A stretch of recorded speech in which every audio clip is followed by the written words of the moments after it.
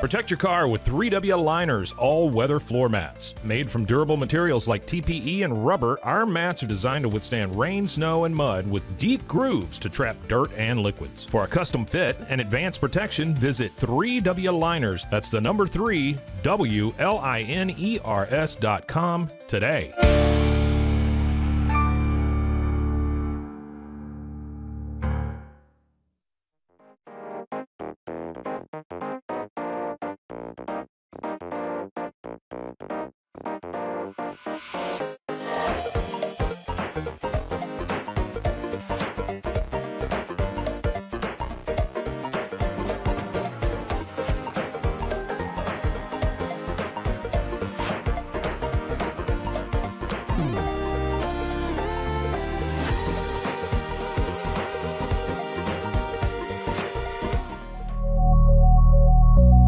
At Acasis, innovation drives us. Since 2008, we've been creating cutting-edge technology products that make your life easier. With a focus on performance, design, and customer service, we're here to help you work smarter, not harder. Join us on our journey to simplify your world. Visit Acasis.com today. That's ACASIS.com today.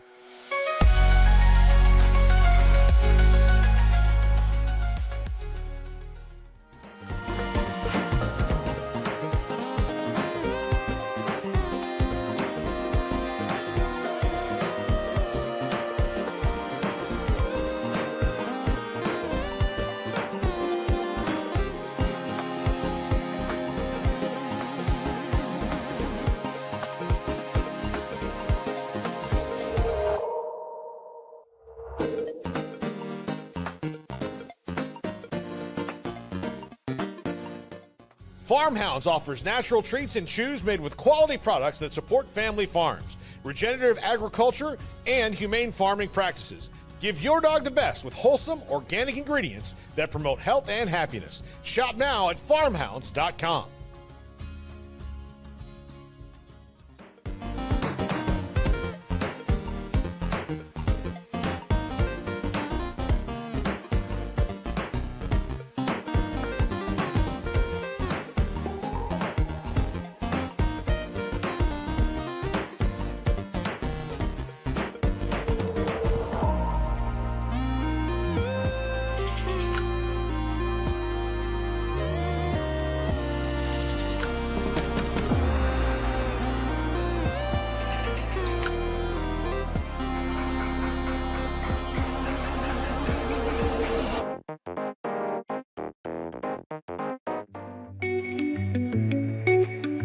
Unlock a world of convenience with Mully Box, your one-stop solution for personalized subscription boxes delivered right to your door.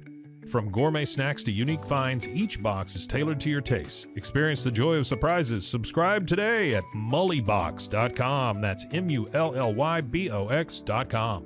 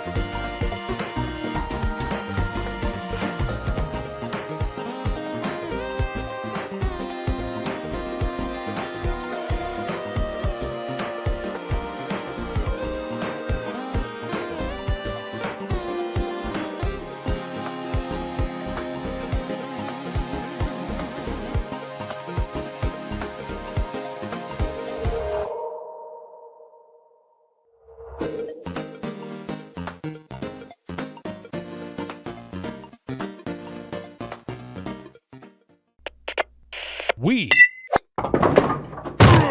are Rogue Media Sports.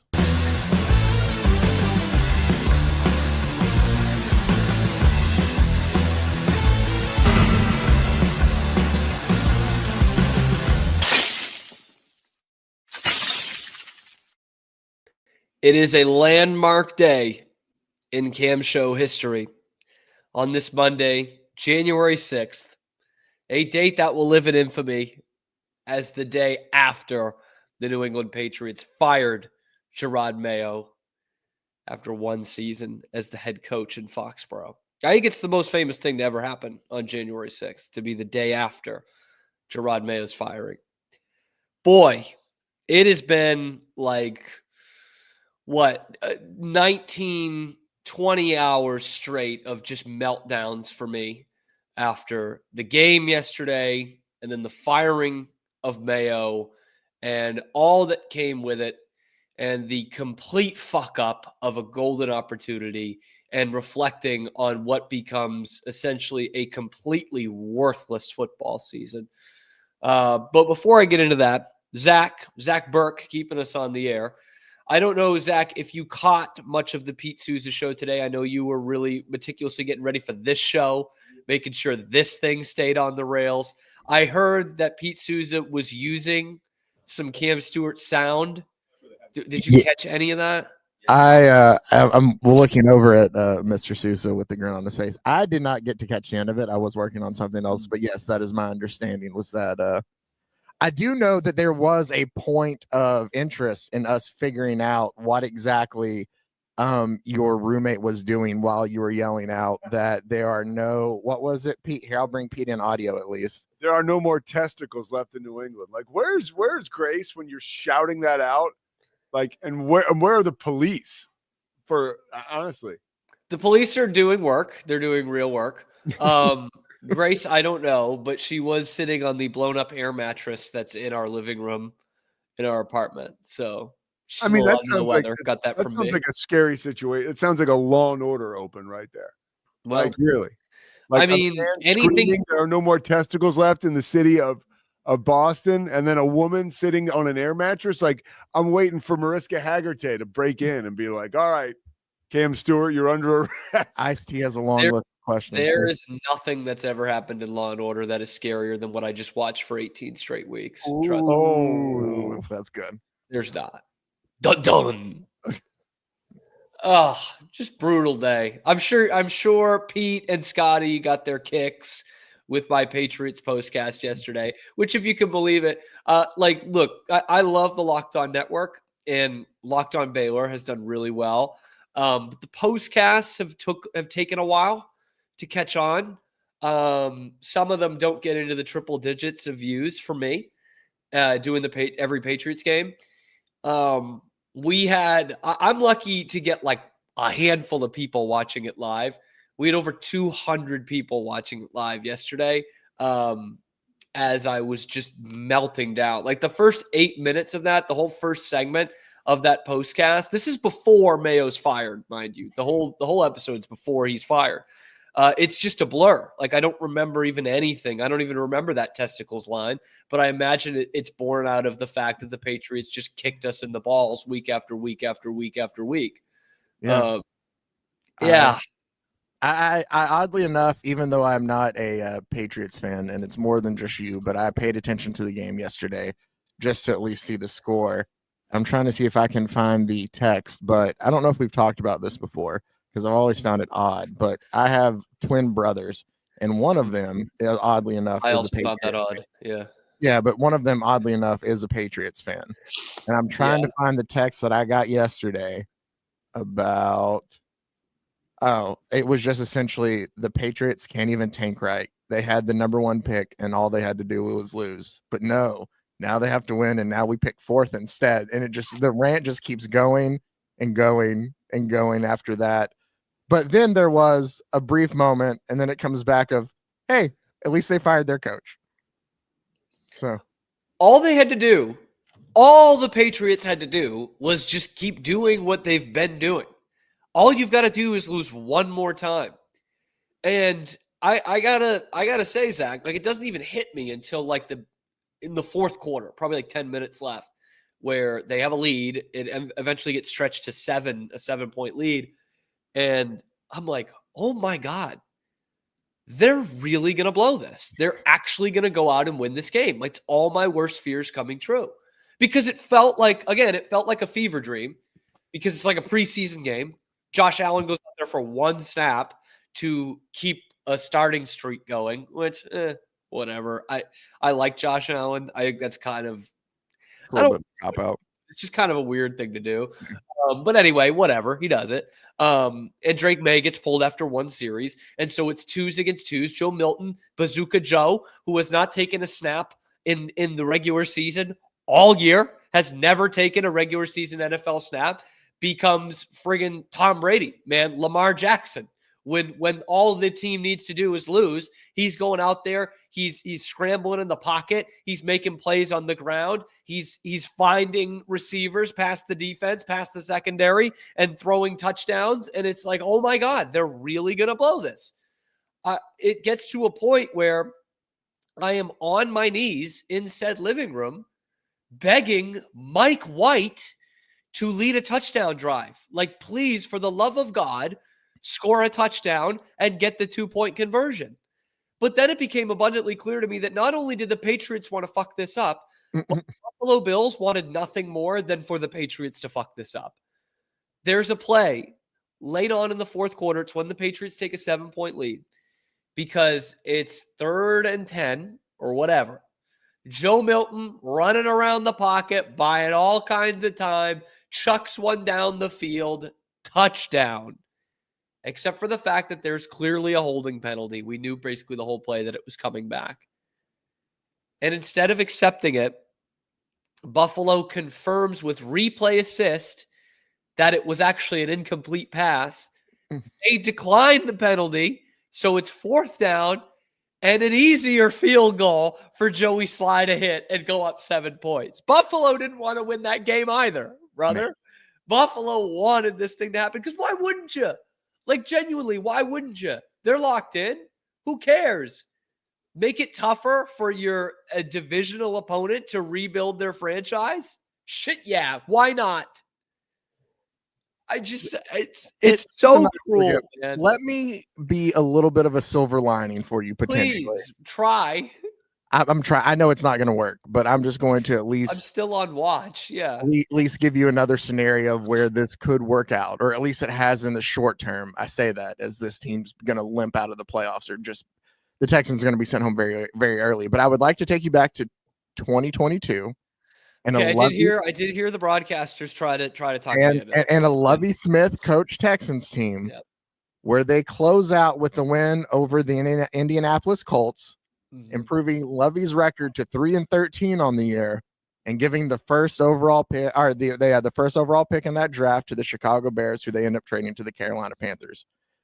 I would argue that stopped the Texans from making the decision of going with Bryce Young, that up until this point has seemed to pay off for them more. Granted, Young looked, I would say, decent there to close out the season for Carolina. Second most embarrassed team yesterday, by the way, the Atlanta Falcons. Yes. With a playoff spot on the line, giving up 44 to the Panthers and losing. Yeah. But maybe, like, Travis, you're going to try to take Hunter first? Potentially with if you have the number 1 pick, you just trade it. So you get a top 5, top 8 pick this year and a top 10 pick next year. But that's not even your own. Fair enough. So they aren't able to have the collateral options, brother. They weren't picking at 1. They were never going to make a selection at 1.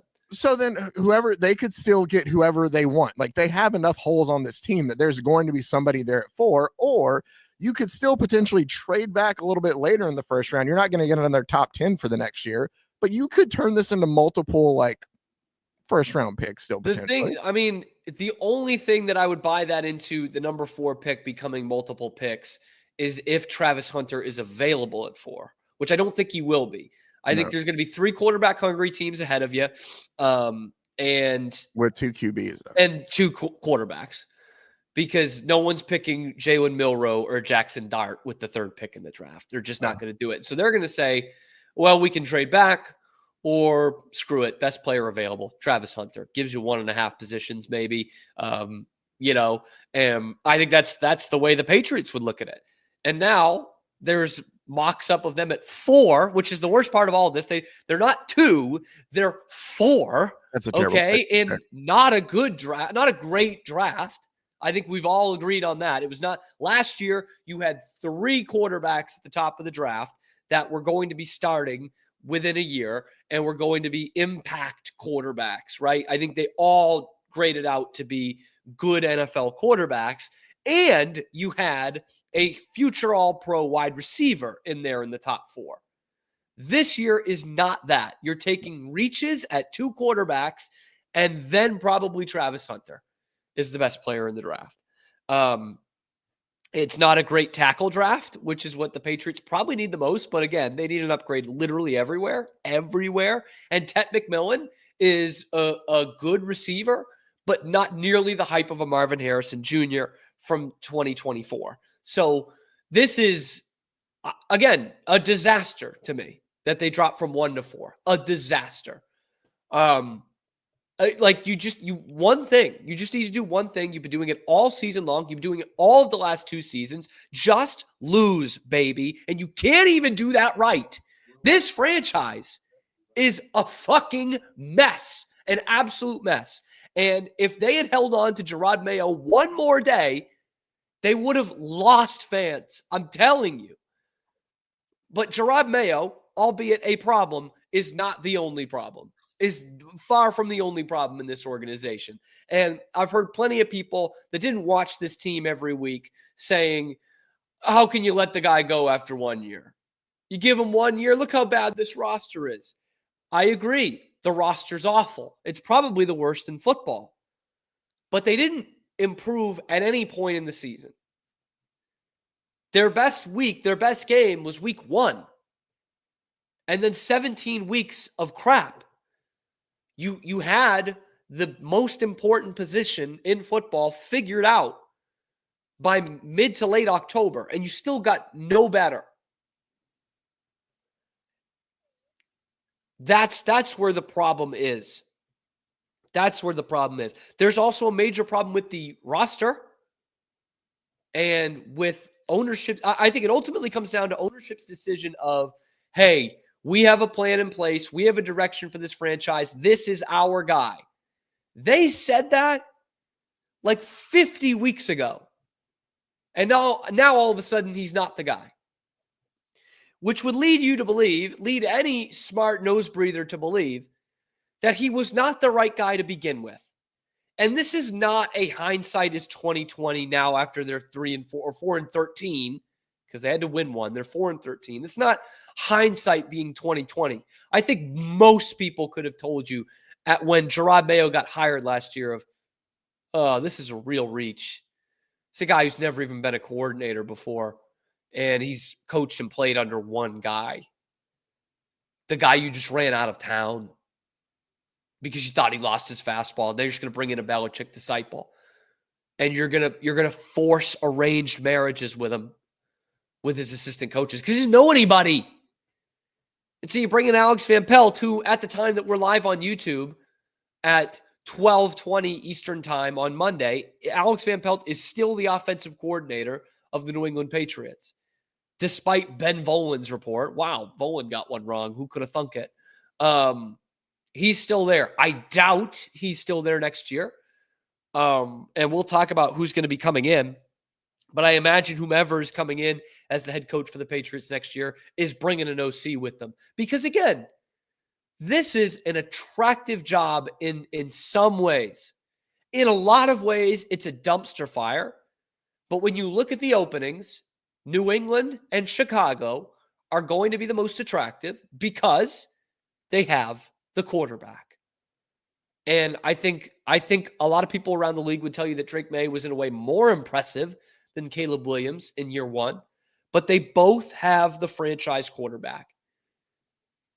And so, therefore, the Patriots could not afford to wait around. They couldn't. And I got to tell you, what's most frustrating about all of this is the fact that they needed to just lose that game yesterday, and they couldn't bring themselves to do it. And Jerod Mayo is fired an hour after the game, and the statement from the Kraft family is like 6 paragraphs long. That was not written right after the game. Okay, that was written last week. They had this guy fired last week, probably right after the Chargers game. And what they should have done was fired him after the Chargers game. Make Dante Hightower the head coach for 1 week. Say, Dante, just do what you got to do. We don't really want you to win this game. In fact, the future of our franchise has a much nicer outlook if you don't win this game. How about you take one for the team? Be a good soldier for us. Go out there and lose this game. And look, the Patriots played a third-string quarterback. They played a lot of twos out there. But you just can't win that game. You can't. I'm sorry. I know you play to win the game, results-based business. This is a worse result to win the game. In fact, yesterday was probably the most embarrassed I've ever been to be a Patriots fan, ever. And they won the game because that was the worst-case scenario. It's been my nightmare thinking about this Buffalo game on the schedule, Week 18.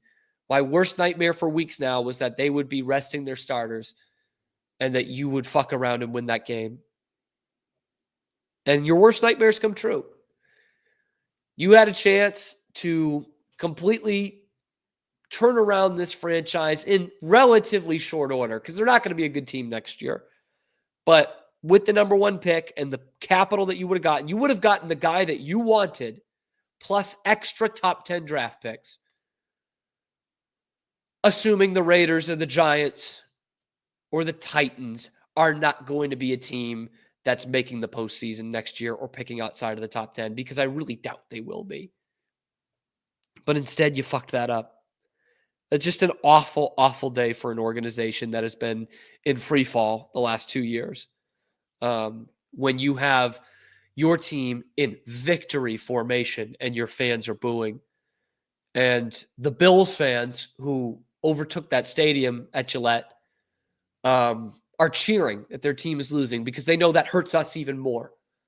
They know what that means to the Patriots and the Patriots fan base. It's this team, they kick you in the balls for 17 weeks. And then leading up to this game, telling you, the fans, to know your place, just spitting in your face as a fan base, just to kick you in the balls again. Oh, you wanted us to win for our other 16 games and we couldn't do that for you. Now you want us to lose? Guess what? Fuck you. We're going to go out there and win. That's what they did. They flipped off the entire Patriots fan base yesterday. Fuck you guys. And they went out there and won a football game and then fired the coach. I think Elliott Wolf is on borrowed time, but we see this a lot where a team's going to stick with their GM through the draft. I think on the surface it really sucks, and I think it's really counterintuitive. But this is the GM and the personnel department that has been scouting this draft since September when they knew they were going to be picking in the top 5. And now it gets totally blown up in their faces. Now you got to pick 4. And who do you go with? Travis Hunter probably not even going to be there. You're going to pick the corner out of Michigan, the next best corner, who's probably the next best player prospect on the board. Do you try and take the risk at drafting receiver 4th overall in a position that you've never drafted well, ever? You going to try that? Or are you going to take a reach on offensive tackle, which might not be picked until 7 or 8? What the hell does this team do? As bad as it was all year, you have a worse draft pick than you had last year. It's just unfathomable how much they fucked this up. And it could set them back years. Years. Truly could. And now you got to look and see who's going to coach this team. I think the Patriots are going to get very lucky in terms of who's going to want to coach this team. And we'll tell you why it's going to be Mike Vrabel next on the Cam Show.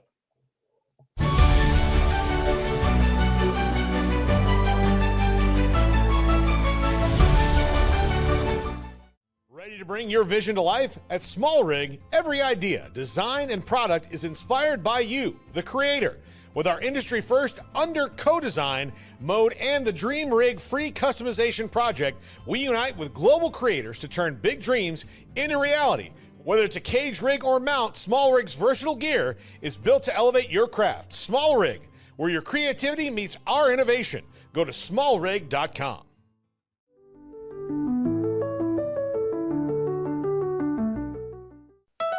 Want to turn your passion into profit? With Blogify, creating a blog has never been easier. Build, customize, and grow your site with powerful tools designed for beginners and pros alike. Start sharing your story today and watch your audience grow with Blogify. Download Blogify now in the App Store.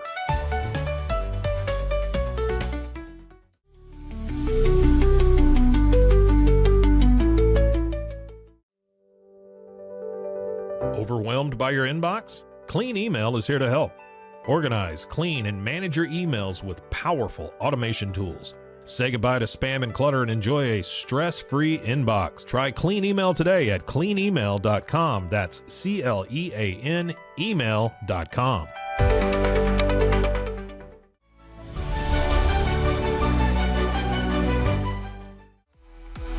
Stay connected no matter where you are with eSIM-X. Say goodbye to expensive roaming charges and physical SIM cards. With access to over 200 global carriers, we make mobile connectivity seamless and affordable for travelers worldwide. Join the future of communication today at esimx.com. That's ESIMX.com.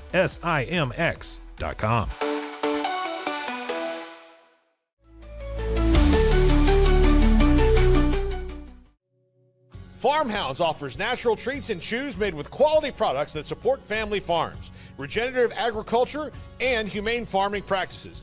Give your dog the best with wholesome, organic ingredients that promote health and happiness. Shop now at farmhounds.com.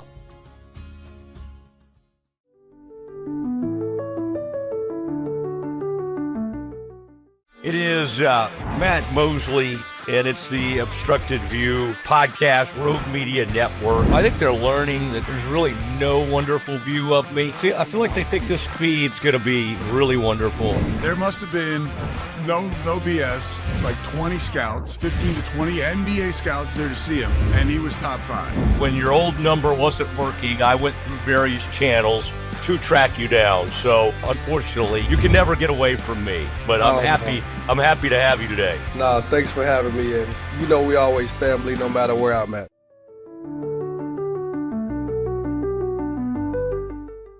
Welcome to a special edition of the Doomsday Podcast. Look at this. We got one of the great golfers in the world, certainly one of the great pass rushers in NFL history.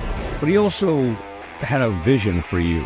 And so it was like you had the best of both worlds, right? You had somebody on you early, and then you had somebody who was maybe more relaxed. What were a couple of your biggest takeaways? The person you referred to that I spoke with, I've spoken to some personnel people and general managers of the league to get some, independent, objective assessments of the players the Cowboys picked, and we'll go through that. Has the general manager changed at all in the draft room? Nope, it's been the same since I was here the last time.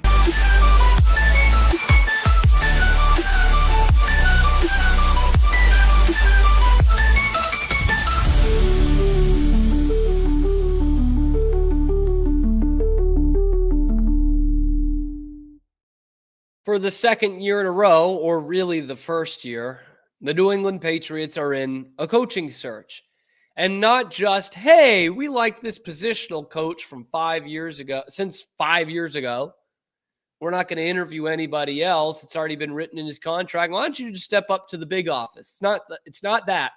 Thank God it's not that again. Tried that, didn't work. And again, if you're looking at the history of the Kraft family owning the Patriots, you had hard-ass, very successful head coach Bill Parcells falling out with the Krafts. Nice, soft landing spot, nice guy, players guy, Pete Carroll. It got much worse.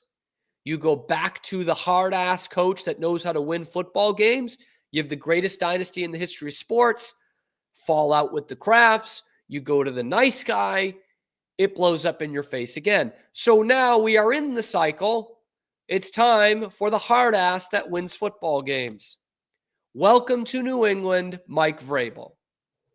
It has to be Mike Vrabel. Just has to be.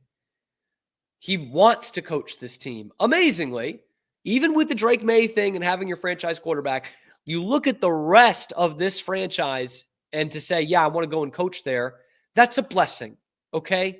Don't fumble that.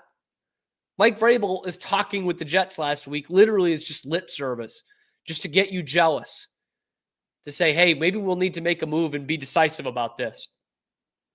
the Patriots have, there's already reported interest in Ben Johnson, who is someone that at the end of the day, I'd probably still love to have, but I gotta be honest. I'm wary of going to another first-time head coach after what just happened with Gerard Mayo. Now, I believe that Ben Johnson is probably more adept to handle a step up like that. He's been a coordinator. He's been other places. He's been a very, very successful coordinator. The Lions are the 1 seed for the first time ever. They made the conference championship game last year. I think I think that's a risk probably worth taking, especially with a pretty dynamic offensive guy when you've got, your franchise quarterback right there. But it's going to be really tough to say no to Mike Vrabel. This is a guy who was a coach of the year in the NFL. He brought the Titans to an AFC championship game. The only time they've done that in the last quarter century. So, the proof is already kind of in the pudding for Mike Vrabel. Hard-ass guy, not going to take any shit. Also from the Belichick tree, but also has not coached under Belichick, has coached other places in the Belichick tree in terms of he had his best years playing for Bill Belichick, but has coached other places, knows other people, knows other franchises, what works, what doesn't. Has it just been under the Belichick umbrella for his whole football career? I think it's a no-brainer to bring in Mike Vrabel. And I'm not saying he's going to go in there and win you 3 Super Bowls, but in terms of the guys who are out there, I think he's got to be the best option. And I think it stinks that the Giants are sticking with Brian Daboll because I would love to bring him in as your OC. But we've already heard rumors of Mike Vrabel coming to New England and bringing Josh McDaniels with him. Bringing the band back together. I think Mac Jones's career would have been much different if he had Josh McDaniels for more than 1 season. You want to develop a young quarterback with Josh McDaniels? I'm taking that any day of the week. Or just somebody with a track record that could come in here. Is it Josh McCown? Is that the one who's with Minnesota? Cade McNown, whatever one. I think it's Josh, who's with Minnesota and has made Sam Darnold a comeback player of the year. And has them, they've only lost 3 games all year. They're going to finish second in their division, or they already did, but that's crazy. Bring in someone like that who's proven they can run a dynamic offense, not like Alex Van Pelt, and don't have an arranged marriage in there. I think it'd be pretty tough for that to go wrong. Now, are they going to be a good team next year? Almost certainly not. No. But we saw Mike Vrabel take a Tennessee team to the AFC Championship game within 2 years, and had to make some tough decisions there. Had to bench Marcus Mariota, who was the number 2 pick in the draft just a few years before, someone they had as their franchise quarterback, to go with a retread and Ryan Tannehill, and it worked.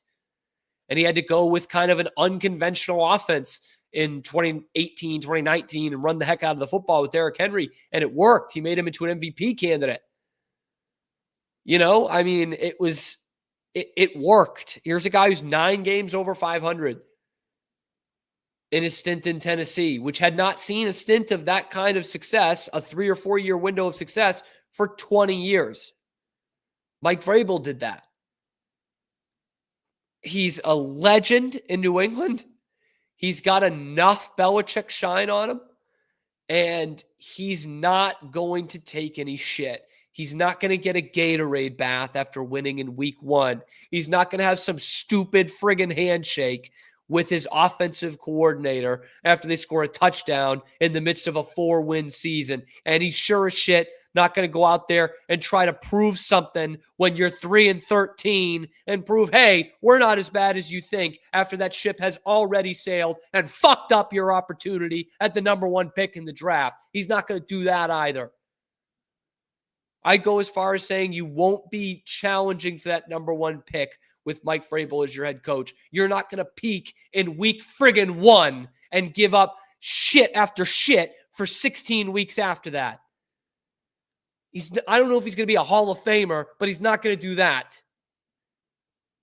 And I'm stunned that the Kraft swallowed their pride and actually made this move. Now it's time to not beat around the bush, spend some money, and get a good head coach in here and a dynamite offensive coordinator. And, oh, yeah, replace the defensive coordinator, too. They're on borrowed time. Again, stunned that Alex Van Pelt and DeMarcus Covington still have jobs at the time of recording. They won't by the end of this week. They will not. And I would be awfully surprised if 8 days from now the Patriots don't have their head coach. Because to me, it's Vrabel number one, priority number one, and probably Ben Johnson number two. And they have already asked to interview Ben Johnson. Mike Vrabel's got to be pretty soon thereafter. And I didn't want to make too much of this, so I didn't bring in the clip. I probably should have. But when you go back to Vrabel's induction into the Patriots Hall of Fame last year, remember the one that the Titans owner got pissed at, that he told the Patriots fans, we get a game to win. This dude was buzzing with the red blazer. And he gets up there and he says, knowing that it's in the midst of a bad season and there's a lot of talk around the ownership and around Belichick and the development of the quarterback, he knows that there's all that in the air. And he says, guys, do not take this for granted. You have an awesome organization with great coaching and great leadership, standing up for his coach a little bit, but also telling you that he literally says, this is a special place. Like, again, Mike Vrabel does not take any shit. That's not lip service. He believes that. And all the reports that have come out the last week and a half of Mike Vrabel wants to coach here, that's coming from Mike Vrabel. He wants to coach this New England Patriots team. He wants to be the guy that turns this around. And you know what? If 2 to 3 years from now it doesn't work out, you have a lot less to point at in terms of revisionist history than you did with Gerard Mayo. Because if you're the Kraft family and you want to save face, which is what they really, really care about, if this doesn't work out in 3 years, you say, you know what? We brought in a guy who was a winning head coach, who loved this organization, who wanted to coach here, had a proven track record of winning in this conference. And he brought in Josh McDaniels with him, who's been very successful for us. It didn't work. We're going a different direction. This year, what you say is, yeah, I know most of us thought that this wasn't going to work out from the beginning, but we really thought for some reason it was going to work out. Mike Vrabel is the guy. Mike Vrabel is the next head coach of the New England Patriots. Don't overthink this. If it's Ben Johnson, then at least there's some excitement there. You're still taking a risk, but the risk with Ben Johnson is much more exciting than the risk with Gerard Mayo. Okay? You can say, hey, this is the way the league's going right now. You need to go offense. We think we've got our franchise guy at quarterback. We've had a lot of trouble drafting and developing and identifying offensive talent the last few years under defensive guys. We're going to bring in our offensive guy. And you look what he did with the Lions. This was a team that won like 2 games in Dan Campbell's first year. And they're the favorite in the NFC to go to the Super Bowl. So in that case, I'm okay with that. I am okay with you saying, hey, it's a risk, just like with the last guy, but it's a more exciting risk. But if I had to put money on it, of course, I'm putting it all on Mike Vrabel and probably losing money because it's such a popular pick. Mike Vrabel is the next head coach of the New England Patriots. I'll give you one more off-the-wall one here before we get out of this segment. I rarely agree with Tony Dungy. I think Tony Dungy is terrible on TV. But he made a decent point on the Sunday Night Football. I guess that was the post game with Chris Collinsworth's son. Definitely got there on his merit and skill. But Rodney Harrison was actually calling out the Patriots, saying this was a bad move. You can't just say, hey, with this roster, you can't just say, hey, this is our guy, and then 1 year later say it's not our guy.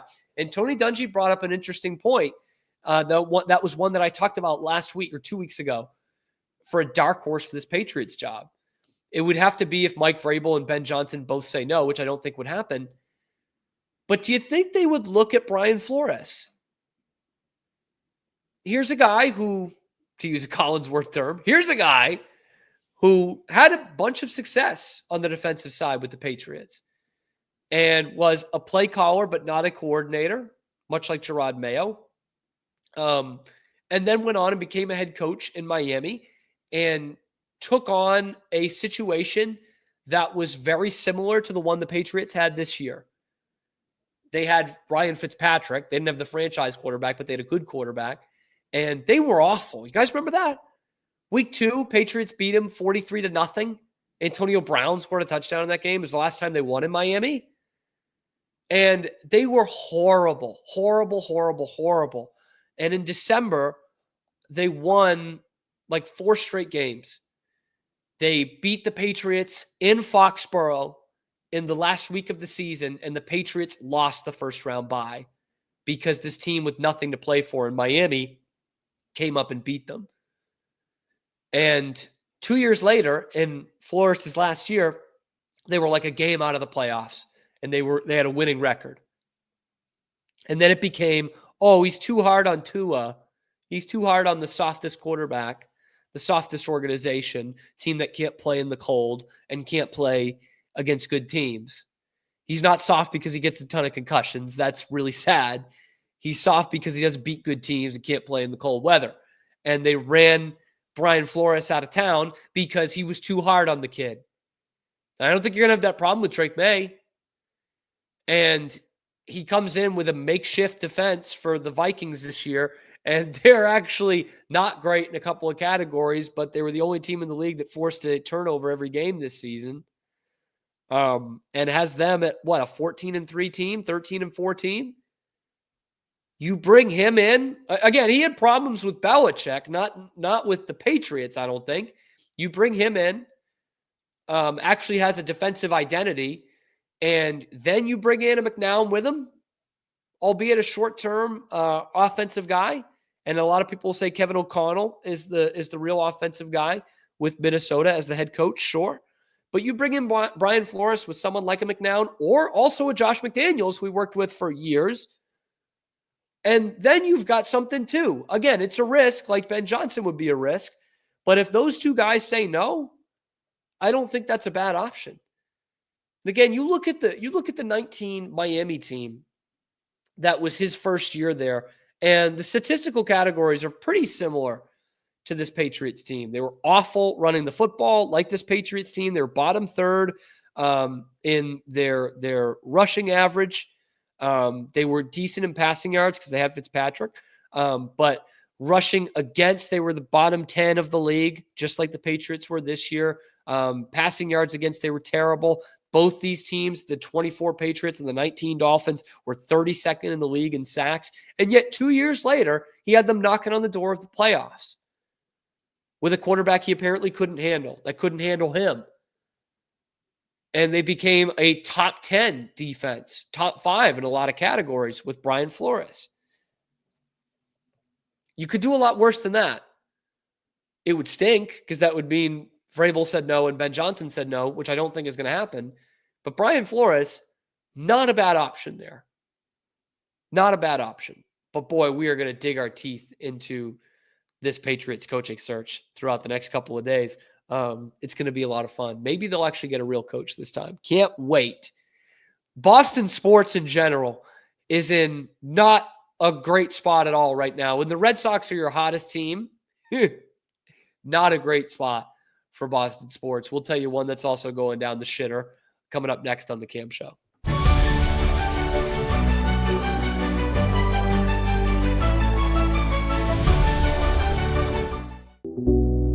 Unlock your full potential with Onnit, your go-to for premium supplements, fitness gear, and wellness essentials. Whether you're training hard, recovering faster, or just looking to feel your best, Onnit has the tools you need to perform at your peak. Visit Onnit, that's ONNIT.com, and elevate your mind, body, and spirit today.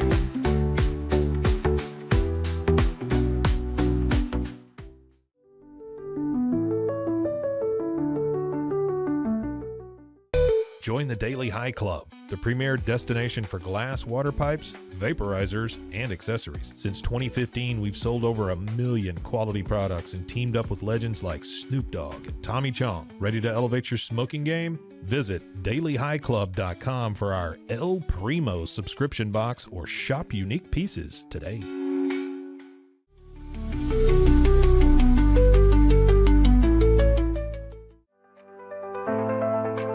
Get paid faster with Bill, the easiest way to send, receive, and manage your payments. No more delays, no more hassle. Whether you're a freelancer or a business, Bill makes payments seamless and secure, simple, fast, and reliable. Sign up today at Bill.com.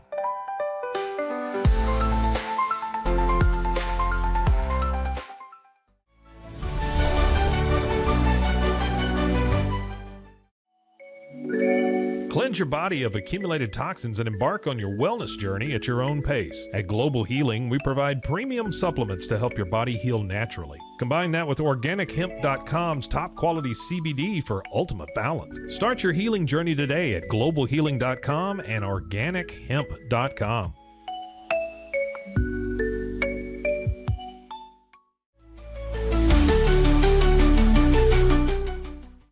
Relax with Hemp Delicious. Organically grown hemp, massively blended with delicious organic herbs, responsibly sourced for their holistic benefits. Each sip offers calming, antioxidant-rich wellness. Brewed just for you.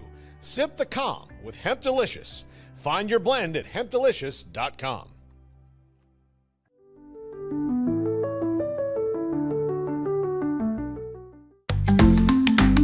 Get ready for epic savings at Best Buy. Right now, you can save up to $700 on select Alienware and Dell gaming products. Perfect for leveling up your gaming experience. Plus, grab the latest Android Google Pixel at an unbeatable price. Don't miss these incredible deals. Shop now at BestBuy.com and upgrade your tech today. We've got all these transfer portal stats and what Dion did and what Fritz has done. I mean, that's the deal, man. That's the game that's being played nowadays. Maybe a little bit unknown at quarterback. I mean, unknown to the rest of the world, but, you know, he dove into the portal and got a guy who is super, super athletic. South Dakota State's really good. Give us a little bit of breakdown about what they can do and what Oklahoma State needs to be worried about. But look at that form right there. I need to say nothing else about this because I found one.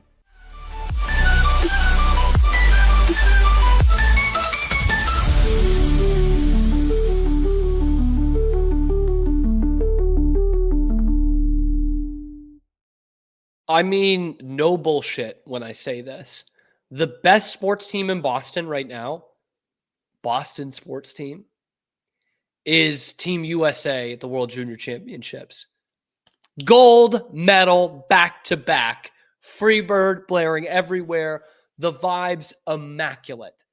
And I don't think the U.S. had a single goal in that tournament that a BC Eagle or a BU Terrier did not have a hand in. And once again, for the gold last night, all the goal scorers were from either BC or BU, including Teddy Stiga from Sudbury, Mass. Unfortunately, a BC Eagle, not a Terrier, putting away the overtime game winner. I talked about this on Friday, guys. I was so into this. I was so into this World Junior Championships. And last night was such a gift of a hockey game, probably the best hockey game at any level I've seen all year. It was unbelievable. It goes to a 3-on-3 overtime, which is so awesome in the NHL. And in the World Juniors, they do it for the full 20-minute period, 3-on-3 overtime. And the U.S. dominated the overtime and the third period. They deserved to win this game. They were down 2-0. Then got it to 2-1. Then it was pretty quickly 3-1, and Finland was dominating the first half of that second period. And then it was just all U.S. Cole Hudson scores just an absolute worldie of a game-tying goal at the beginning of the third. And then it is, the end of the second. And then it is top-tier hockey after that. Like, just incredible skill. I know the skill has gone up so much the last 5 to 10 years. But to see this level, the World Junior Championships, as Canada is going more grit and getting knocked out in the quarterfinals for the second year in a row, the U.S. and Finland, who was battling at the beginning of this tournament, didn't have a lot of prospects to get to the final. Just off the charts skill. And that BC line, that Freebird line, with Leonard and Perreault and Hagans, I mean, just unbelievable. Leonard has this incredible play in overtime where he skates through about 3 guys, dekes the goalie out of his skates, and the Finnish goalie, who was incredible, makes an unreal save. I mean, I'm running out of superlatives. This game, this team was just off the charts good, and the entertainment value was better than anything that won an award at the Golden Globes last night. I'm telling you. I mean, just top-end hockey. I got to see that. I went to Wrigley on Friday with Zach's orders and went and saw Michigan, Ohio State. What an incredible game that was. 2-2 going into the third. Michigan takes a 3-2 lead with like 10 minutes left, and Ohio State scores twice, including one in the last minute. And I'm like, man, this is awesome hockey, which is in stark contrast to what I've watched with the Boston Bruins all season long. Like, the difference between the World Junior Championships and that skill and seeing what the Bruins put out there night in, night out is like night and day. Entertainment value, it's not even close. And I'm watching this great hockey at the World Juniors. And I'm seeing all these Boston guys dominating, the Freebird line with Leonard and Perreault and Hagans and Teddy Stiga scoring the winner and Cole Iserman and Cole Hudson. They're all playing at Beanpot schools. They're all playing at BU or BC. Almost all of them are from Massachusetts. Stiga's from Sudbury. Cole Iserman's from Newburyport.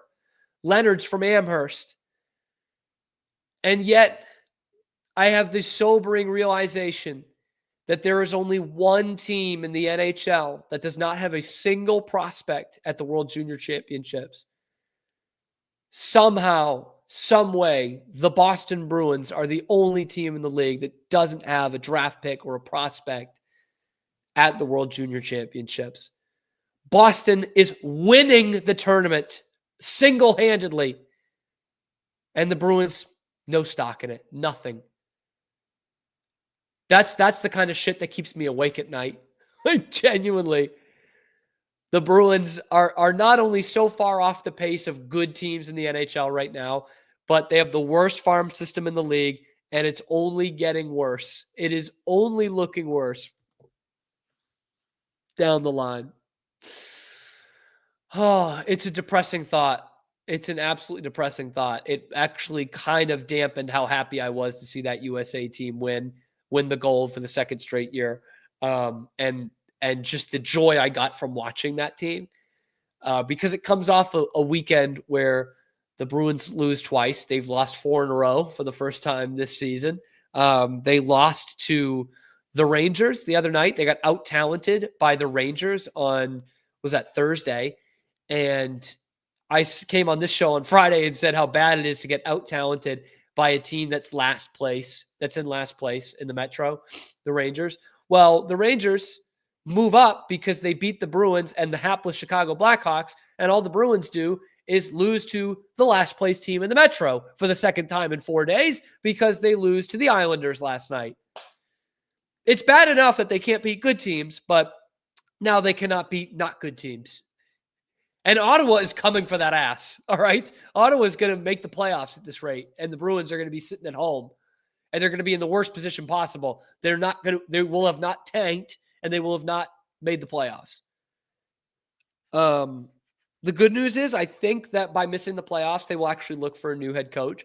Nothing against Joe Sacco. Sounds like he's been a great servant for the organization and everything, and probably a pretty good assistant coach. But like, the Bruins need a real change in identity. They need to go out and find a new coach, and it's not done there. I mean, it's like the Patriots. The Patriots got rid of Mayo. That's fantastic. But you also probably need to take a long, hard look at your front office and your player development and your general manager. The Bruins, I said this after Montgomery went, like, that's fine. That's all well and good. Like, at some point when you suck, you need a change behind the bench. But this is a core organizational change that they need. And I doubt that they're going to do it. I doubt that they're going to fire Don Sweeney because he's one of them. He's one of their guys. The most incestual organization probably in the league right now. They're not going to go out and get someone new to run this team. No way. And it's really too bad because I think there are huge core issues here that are not going to be addressed by just changing the head coach. You can maybe fluke it, and get someone in here that's a good structured coach that's kind of a hard ass, and you can change the product on the ice. But right now the Bruins have a talent deficiency more than anything else. They also, I think, do not have a great mentality, and they don't have a great structure. But they have a talent deficiency. They cannot pass tape to tape. And I'm watching these U.S. kids, and I get it. It's a different level of competition, but they are threading needles. They're deking through guys. I'm like, there's more talent in this league than there's ever been, and the Bruins have missed out on it. They don't have any of it. I mean, the last 3 games, I can't tell you how many times, whether it be the Ranger game, the Toronto game, or the Islander game, where they had all kinds of chances. They outplayed the other team for good portions of those games. And I'm like, if they could just create a friggin' tape-to-tape pass, they probably win those games. But they can't. They can't do it. Every night it looks like they're playing on a bad sheet of ice. The other team isn't, but it looks like they are because they can't complete passes. They can't make plays out of the neutral zone. And they still think they can. I think I said it, I think it was with the Rangers game on Thursday. Brickley says in the middle of the third period, he's like, this Rangers team cannot play the puck out of their own zone. They can't do it. They're giving themselves all kinds of problems when you're making them create out of their own zone. And yet the Bruins, instead of dumping and chasing, are trying to make plays through the neutral zone. You're not that team. And it was a really sobering thought and realization to see the great hockey being played at the World Junior Championships. And all these Boston guys, I mean, fingerprints all over the thing. I mean, that team was a Boston team for the U.S. that won gold. And the Bruins don't have a stake in any of it. None of it. Guys from the Czech team playing at UMass. All kinds of beanpot guys on this USA team. You've got kids from UMaine playing for Canada. And the Bruins, none of them. None of them. It's going to get worse before it gets better, unfortunately. Thank God we've got some great college hockey and some great junior hockey being played with kids from our area, because the Bruins, it is going to get worse before it gets better. Hate to say it, but congrats to the USA, baby. That was the best part of my weekend. We're going to have a lot of Patriots coaching search. Be sure to like and subscribe. Stay tuned. We are here live every weekday on YouTube, high noon Eastern time, 11 a.m. Central. And then wherever you get your podcasts. We'll see you tomorrow when the Cam Show returns.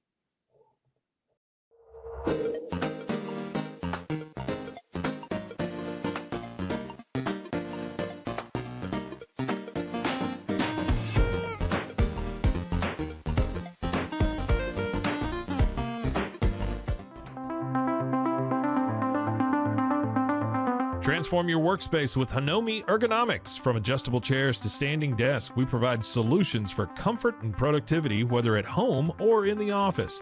Improve your posture, reduce strain, and work smarter. Visit us at hanomi.co today. That's HINOMI.co today.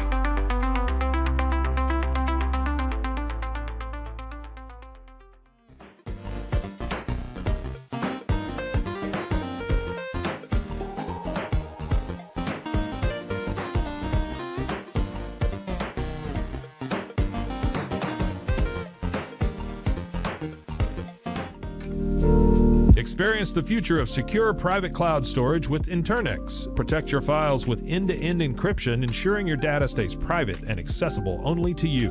Enjoy seamless, fast storage without compromising security. Visit Internex.com today and take control of your digital life. That's INTERNXT.com today.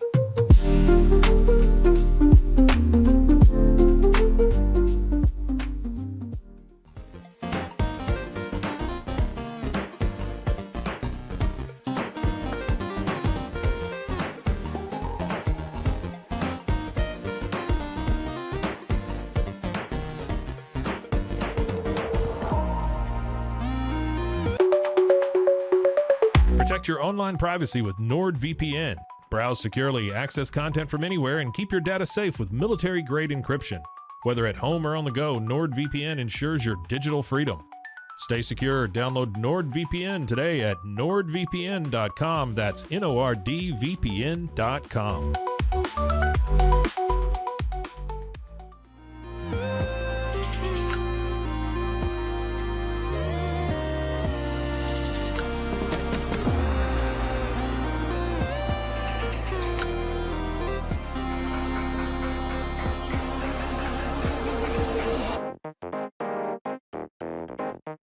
Tusains, we understand that maintaining a healthy lifestyle can be challenging, especially in today's fast-paced world. That's why our mission is to make fitness accessible to everyone, anywhere. Committed to excellence, we adopt a user-centric approach guided by ergonomics and medical science. With a team of seasoned professionals in R&D, design, and manufacturing, we prioritize quality across our entire product line. Visit Tusains.com today and start your journey to better health. That's TOUSAINS.com.